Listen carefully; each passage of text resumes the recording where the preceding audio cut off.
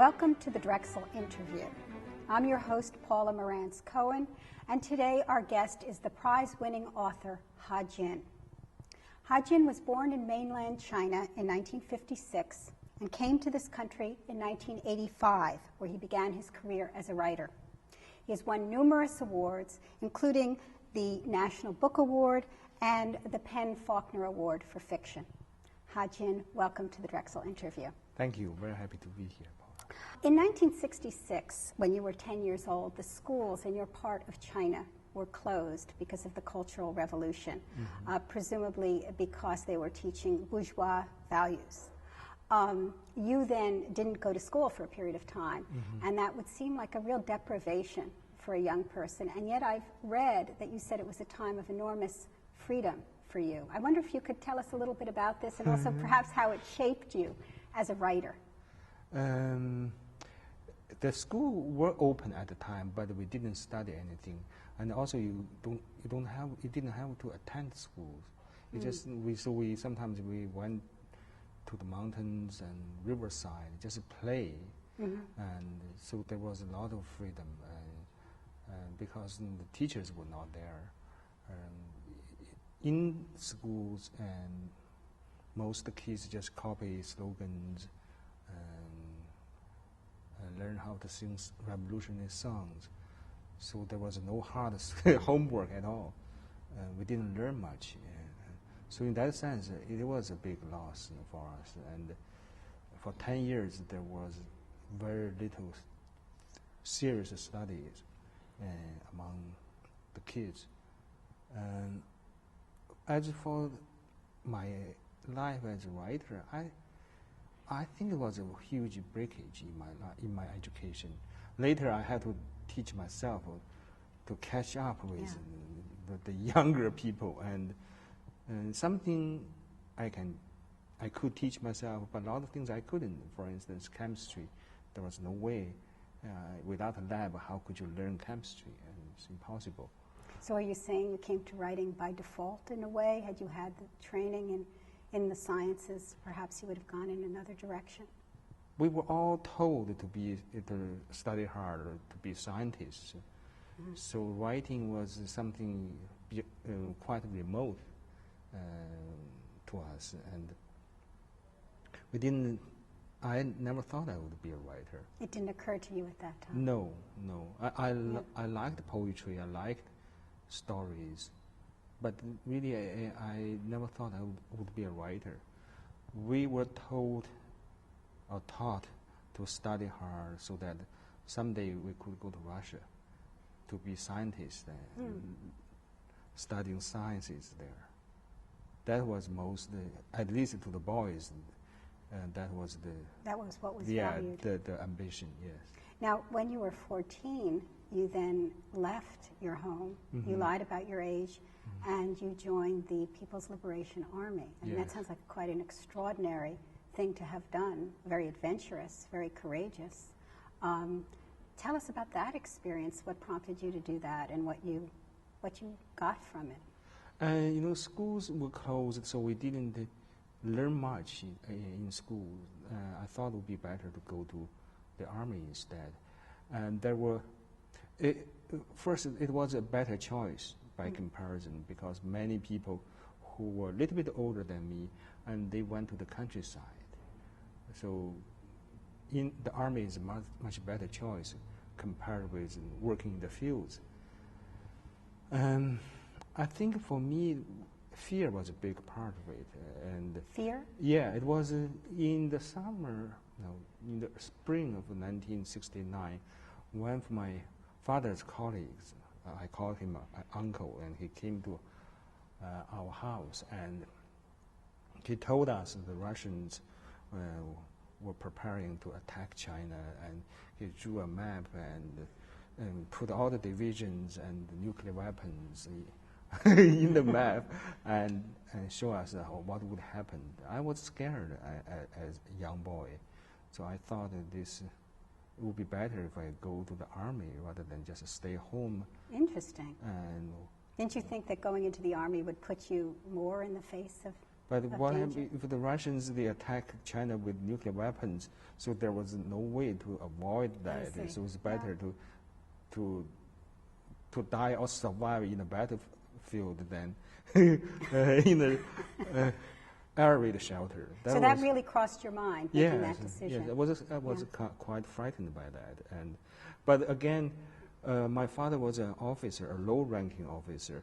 So all the kids, our group, we could join the army because the division we were going to was a brother unit, but we should be at least 16 years old, and I was 14, not 14 yet, but I lied about my age because the whole group I wanted to go together with them. So that's why. It was with friends. Yes, I went. That's how I joined the army. Now you were, I don't know if I could say you were illiterate at that time, but you certainly were not proficient as reading and writing. And it was in the army that actually you became involved with reading great literature. Is that true? Some, not a lot of literature, a little bit. In the first year, basically, we thought there would be a war, so there was no time for reading at all, and it was quite tense. And in fact, during the winter, we were not allowed to take off our clothes sometimes. I mean, at night, because the Russians could cross the border. So you were constantly prepared yes, for attack. the first year. And then after the first year, the border calmed down. There was no war. And so now the question was how to live in peace. I was not prepared for that. I was a little bit confused. And then I think in 1971, some of the classics, Chinese classics, were reprinted, available, but I couldn't read. I remember clearly there is a classic called Three Kingdoms, and the first 2 pages took me a whole night because I didn't know the words. I had to use a dictionary, and eventually I gave up. I just read the whole dictionary first, studied the dictionary, and then returned to the book. So you read the dictionary? Yeah, instead, because there were too many words I just didn't know. Yeah. And then, after you'd read the dictionary, what did you read next? I had read somewhere that you were interested in the Russian novelists, Dostoyevsky, Tolstoy. Were they influential? I couldn't see the importance, the value of the Russian authors. And in fact, later on, I did come across Chekhov. And in fact, even before going to the army, I saw Tolstoy's work in a friend's home. But we didn't read the Russians because they were not banned. Yeah. The young because people, they were not banned. They were not banned. So you wanted to read the French and the Americans and anything banned you want to. So that was the situation. Yeah. But in the army, I didn't read much. Didn't have time. But I worked hard on textbooks because from the third year on, I knew I wanted to go to college. Yeah. So I had to study the middle school and high school textbooks. prepare. Yes. But I couldn't do it during the day, only at night when others were sleeping. So when I was on the shift, I was a telegrapher and copying and sending out telegrams. Yeah. So I had a room for myself, and so at night I could do it. And so you But again, studied at night. again, I have to wrap the book with a different cover. Usually it's kind of revolutionary book cover, so they don't know the contents. Oh, okay. Later on, they found it out, so that's Yeah. why sometimes they just criticize me. But they didn't prevent you from studying. They tried, but they couldn't. At night, I was You were alone, alone. so they couldn't do that. I see. That's interesting. Now, you have a story, I believe it's in the Bridegroom collection, called An Official Reply. Yes. Where the speaker, the narrator, is sent to school to study English. Yes. He doesn't have a choice. He would Sure. have perhaps preferred to study science, but he's Sure, assigned to English. I wondered if that happened to you. And to me, to many people. You were just assigned a Yes, subject matter. yes, because we were the first group who did the exam, the entrance exams, and then went to college. And perhaps less than 1% people in fact managed to go to college that year. After 10 years, all the kind of people, talents, built up in society. Yeah. There were people, so many people were eager to go to college. They have to give the exams twice, eliminate the applicants round by round. So you were simply assigned to study English? Yes. And it wasn't necessarily your proclivity at that time? No. Yeah. What happened is that before that, there was a learners program in China, in the city where I lived, a medium-sized city called Jiangsu. And they started an English learners program in 1976. It's very simple, like, is this a chair? Is that a picture? Every morning from 5:30 to 6 o'clock. So I followed that for a year. Yeah. So I knew some English words. And it was on the basis of that? Yeah, on that I put English as the last choice. Each applicant had 5 choices. English was my last choice. So whoever put a foreign language at the choice, you had to take the exam. There were not enough applicants. In that city, there were only 16 examinees for English. So we were put in a huge classroom, and at least a third of them didn't know a word of English at all. So you were really high up there in comparison. I passed it. Yeah. I got 62 points. So I barely passed it.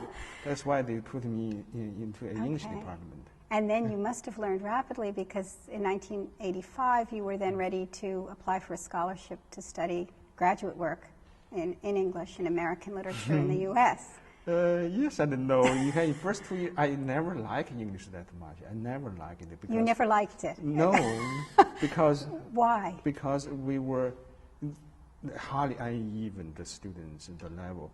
And there were some of them, they could read Charles Dickens, the original.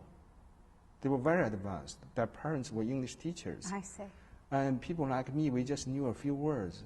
So you were in the same class with people who were reading no, classics? They divided classes into fast class and slow class. I was at the bottom throughout the college. So there was kind of a humiliation. But from the third year on, suddenly American literature became very popular. Yeah. People began to talk about Hemingway, Faulkner, Malamud, Bellow, and... Were you able then to read those works in the original? No, even the teachers didn't read. They didn't have it. So how were they talking about these works? Some people who in Beijing or Shanghai, they had access to the original. They read and then they wrote articles, Oh. and then people just use the articles. This sounds very familiar, actually. So on the basis of that sort of filtered down enthusiasm, you decided you wanted to study in the States? I didn't want to start, no, not the state yet. I thought I would study American literature. Okay. So that means I wanted to go to a graduate program. Yeah. But the biggest obstacle would be English. English would be the tool for the study. So I had to work hard on English. So from the third year on, I began to really work hard, devotedly on the language. So I managed to pass the exams for the master program. Yeah. And from then on, I began to work with the American professors for 3 years. And did they suggest that you? Sure, yeah. And why you did your graduate work at Brandeis? Yes, but I also did a master's degree in China in American literature. Okay, first. So, yeah, after that, one of the American professors recommended me to go to Brandeis. Why Brandeis? And that professor, Beatrice Spade, she went to Harvard. Yeah. So she told me Brandeis had a lot of scholarships. It's a good school, close to Harvard. You should try a private school. So I didn't try other schools, but Brandeis was the only school that gave me a scholarship. I see. Yeah. And then once you arrived in this country, essentially you did not go back. Is that right? True. But in the beginning, I did plan. You planned? Yes. You planned to go back, and then the Tiananmen Square uprising happened. Yes. And that